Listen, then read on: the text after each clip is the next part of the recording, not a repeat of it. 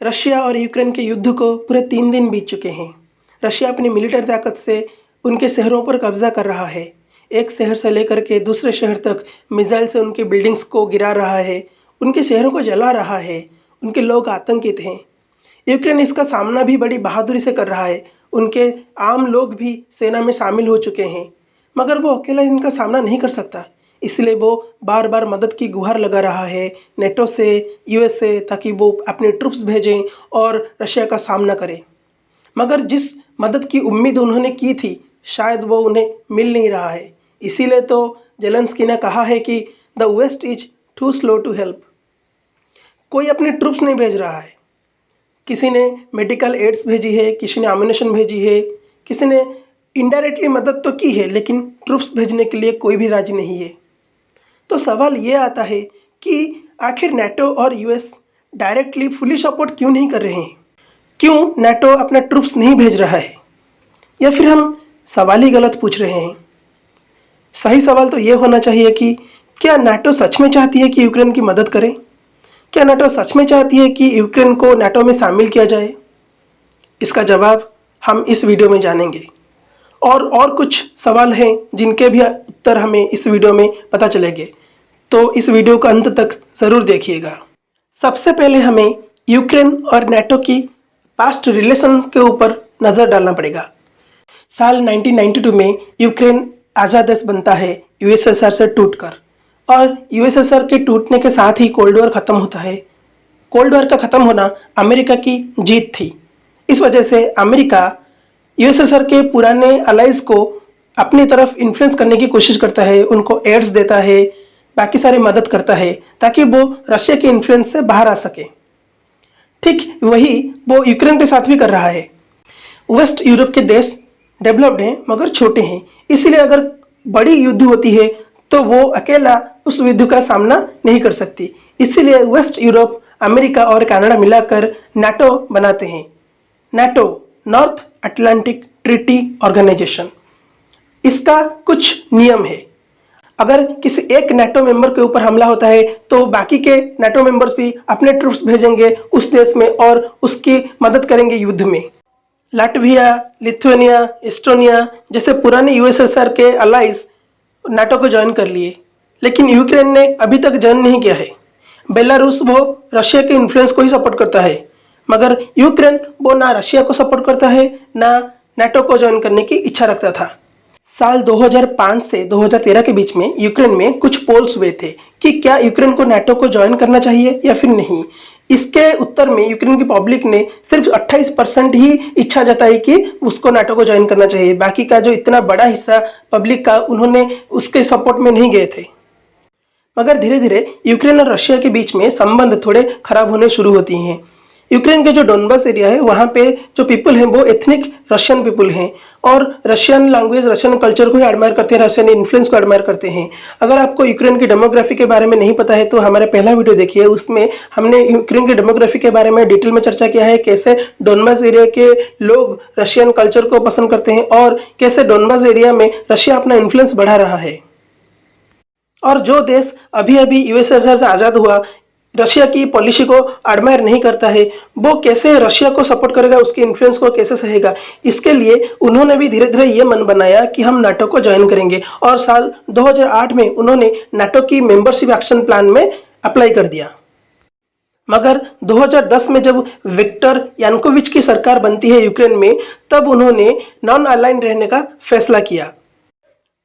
दरअसल Victor Yanukovych की जो सरकार थी वो प्रो रशियन थी, वो रशियन पॉलिसीज को फॉलो करती थी और बहुत सारे ऐसे कुछ डिसीजन लिए जो रशिया को फेवर करता था। उन सारे डिसीजन को जानने के लिए हमारे पहले वीडियो को ज़रूर देखिएगा, इसके पार्ट 1 को।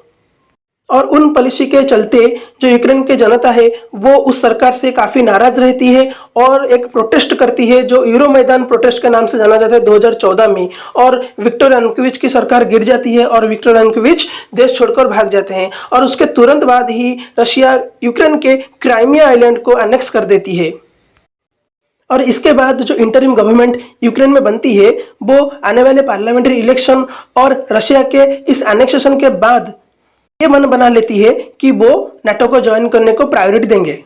साल 2019 में इस फील्ड में एक बड़ी डेवलपमेंट होती है, जहां पे यूक्रेन की कॉन्स्टिट्यूशन में अमेंडमेंट किया जाता है कि वो नाटो और यूरोपियन यूनियन को ज्वाइन कर सके, और उनकी बेसिक लॉ की प्रीएम्बल में ही इसमें चेंजेस किए जाते हैं।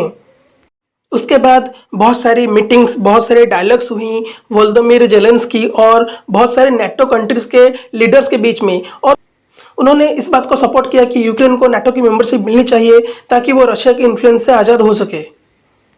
फरवरी 9, 2021 में यूक्रेन के पीएम डेनिस साम्यल ने यह स्टेटमेंट दिया कि यूक्रेन को जल्दी ही नाटो की मेंबरशिप मिलने की उम्मीद है, और इसके रिस्पॉन्स में नाटो की जो जनरल सेक्रेटरी हैं जेंस स्टोलनबर्ग, उन्होंने कंफर्म किया कि यूक्रेन एक सही कैंडिडेट है नाटो की मेंबरशिप के लिए। तो इससे इसकी उम्मीद ही और ज़्यादा बढ़ गई कि नाटो की मेंबरशिप यूक्रेन को जल्दी ही मिल सकती है। इसके बाद टर्की के साथ हुई हाई लेवल मीटिंग में भी टर्की ने भी यूक्रेन का सपोर्ट किया, और लिथुआनिया ने भी यूक्रेन की सपोर्ट में ये प्रोवाइड किया कि यूक्रेन को नाटो की मेंबरशिप मिलनी ही चाहिए। लेकिन फिर भी नाटो की मेंबरशिप में कुछ बड़ा प्रोग्रेस नहीं हो रहा था। Volodymyr Zelensky said one of the potential threats that could strengthen Russia's position in Europe, the failure to give Ukraine a clear signal and specific deadline for obtaining an action plan for NATO membership.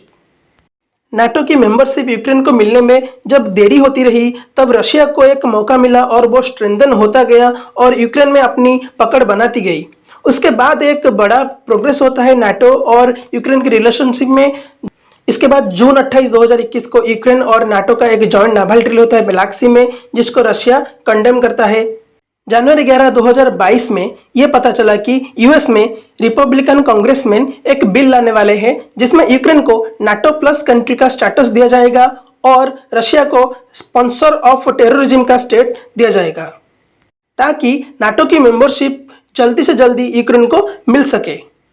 लेकिन इतने सारे development के बाद भी, इतने सारे कोशिशों के बाद भी क्यों नाटो की मेंबरशिप यूक्रेन को अभी तक नहीं मिल पाई है, और अभी युद्ध भी चल चुका है, फिर भी नाटो अपना रेस्पॉन्स क्लियर नहीं कर रहा है। वो उसको मेंबरशिप देगा या नहीं ये भी क्लियर नहीं कर रहा है। बस कुछ मेडिकल एड्स दे रहे हैं, कुछ उनको सपोर्ट करने की तो बात करते हैं, लेकिन बाहरी तरफ से। अभी हाल ही में यूएस के प्रेसिडेंट का जो स्पीच आया, उन्होंने बोल दिया कि हमारे ट्रूप्स वहां पे जा करके नहीं लड़ेंगे। अगर वो नहीं लड़ेंगे तब कैसे आप रशिया से यूक्रेन की मदद करेंगे? इसका मतलब आप करना ही नहीं चाहते। अब आते हैं हमारे सवाल के जवाब पर कि क्या सच में नाटो चाहती है कि यूक्रेन को नाटो की मेंबरशिप मिले?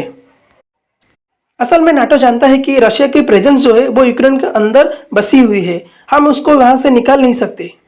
अगर वो मेंबरशिप देती है यूक्रेन को, तो इसका मतलब होता है कि वो डायरेक्टली इंटरफेयर करती है रशिया और यूक्रेन के बीच में, और उन्हें अपना ट्रूप्स भेजना पड़ेगा, और युद्ध में ना चाहते हुए भी उनके पास कोई ऑप्शन नहीं होगा और वो युद्ध में शामिल होना पड़ेगा उनको। ऐसी परिस्थिति में ये एक डायरेक्ट वार हो जाएगा वेस्ट और रशिया के बीच में, जो कि नाटो कंट्रीज नहीं चाहती हैं। और अगर वार होती है तो रशिया, जो कि एक बड़ा सप्लायर है नेचुरल गैस और पेट्रोलियम का यूरोप की मार्केट का, वो हाथ से चला जाएगा और यूरोप की इकोनॉमी बहुत बुरी तरह से क्रैश करेगी। वहाँ पे जो इन्फ्लेशन है बहुत तेजी से बढ़ेगा, वो भी ये नहीं चाहते हैं। तो फिर ये मीडिया ये हाइप क्यों बना के रखी है कि नाटो को मेंबरशिप मिल जाएगी यूक्रेन को? इसकी वजह है यूएस ने ऐसी हाइप बना रखी है कि हम नाटो को मेंबरशिप देंगे। देखिए, यूएस अमेरिका में है, अगर रशिया के साथ वार होता है या फिर उनके ऊपर सैंक्शन लगती है तो उसका जो इम्पैक्ट होगा वो डायरेक्टली यूरोप को होगा, ना कि अमेरिका को होगा। जब यूएस में रिपब्लिकन कांग्रेस एक बिल लाने वाले थे कि यूक्रेन को नाटो प्लस मेंबरशिप दिया जाए, उसके पीछे का एक कारण ये था कि वो अपने यूएस के डिफेंस इक्विपमेंट्स को जल्दी से जल्दी यूक्रेन को बेच सकें और उससे प्रॉफिट कमा सकें। इसीलिए अब युद्ध में यूक्रेन अकेला है। तो क्या नाटो कंट्रीज कुछ भी नहीं कर रही है? नहीं, ऐसा नहीं है। वो सैंक्शन लगा रही है रशिया के ऊपर, लेकिन आपको एक बात समझनी पड़ेगी, everything comes at A price. अगर आप सैंक्शन लगाते हो रशिया के ऊपर, तब यूरोप की इकोनॉमी भी बहुत ही बुरी तरह से हिट होगी और वहाँ पे इन्फ्लेशन बढ़ेगा। अब देखना ये है यूरोप कब तक इस इन्फ्लेशन को झेल सकेगा। अब आते हैं एक दूसरा महत्वपूर्ण सवाल पर कि रशिया अभी क्यों इन्वेजन कर रहा है। वो तो 2014 में ही क्राइमिया के साथ यूक्रेन पे भी इन्वेजन कर सकते थे, लेकिन उन्होंने इतना 8 साल का वक्त क्यों इंतजार किया? यूक्रेन में डोनबास एरिया में जो रशियन एथनिक पीपल हैं, उनको रशिया पीछे से हेल्प करता है, इस नाम पे कि उन्हें पीस स्थापित करनी है यूक्रेन के सॉइल पर और अपने भाइयों को बचाना है यूक्रेन की आतंक से। डोनबास रीजन में एक अपनी ही सरकार है जो कि यूक्रेन से अलग थलग है, लेकिन जब 2021 जून 28 में यूक्रेन और नाटो का जॉइंट नेवल ड्रिल होता है ब्लैक सी में, उसको रशिया कंडेम करता है और उसके तुरंत बाद ही अपने ट्रूप्स को यूक्रेन के चारों तरफ डिप्लॉय करने लगता है। और रशिया इस खतरे को हमेशा के लिए ख़त्म करना चाहता है कि वेस्ट का इन्फ्लुएंस उसके अलाइज पर हो और उसके आसपास हो। अगर फ्यूचर में यूक्रेन को नाटो की मेंबरशिप मिल जाती है तो रशिया के बॉर्डर के पास जो यूक्रेन के साथ लगा हुआ है ट्रूप्स डिप्लॉय हो जाएंगे और इक्विपमेंट्स डिप्लॉय हो जाएंगे, वार इक्विपमेंट्स डिप्लॉय हो जाएंगे, जो कि वो नहीं चाहता। इसके लिए वो इस प्रॉब्लम को जड़ से ही खत्म करना चाहता है। अभी रशिया का ये प्लान है कि वो कीव को कैप्चर कर लेगा और जो डोनबास एरिया है वहां पे एक रेफरेंडम कराएगा, फ्री इलेक्शन कराएगा और वहां की जनता को ऑटोनॉमी प्रदान करेगा। जो अच्छी खबर यह है कि यूक्रेन के प्रेसिडेंट के साथ नेगोशिएट करने के लिए पुतिन राजी हो चुके हैं और वो नेगोशिएट करना चाहते हैं। और उससे भी बड़ी अच्छी खबर यह है कि कल वोलोदिमीर ज़ेलेंस्की जो यूक्रेन के प्रेसिडेंट हैं उन्होंने इसको एक्सेप्ट किया है, उन्होंने भी इसके बारे में सोचने के लिए टाइम लिया है। तो देखते हैं अगर नेगोशिएशन के लिए दोनों तरफ एक साथ में जाते हैं तो कुछ डायलॉग के साथ इस समस्या का हल निकल सकता है, वरना नाटो तो कभी इसमें इंटरफेयर नहीं करेगा और यूक्रेन अकेला रशिया के साथ नहीं भिड़ सकता। उसने ये देख लिया कि नाटो के ऊपर वो रिलाई करके हमेशा नहीं रह सकता, उसको अपनी जो झगड़ा है अपनी तरफ से ही सुलझानी पड़ेगी, इसीलिए वो बातचीत के लिए राजी हुआ है। आखिर रशिया इतनी ताकत कहाँ से लाता है? क्या ये रशिया की सोच है या फिर पुतिन की अकेले की सोच है कि अपने अलायंस को कंट्रोल करे और अपना जो इन्फ्लुएंस है वो चारों तरफ बढ़ाए? ये जानने के लिए हमारे इस वीडियो के तीसरे पार्ट को जरूर देखिएगा। धन्यवाद।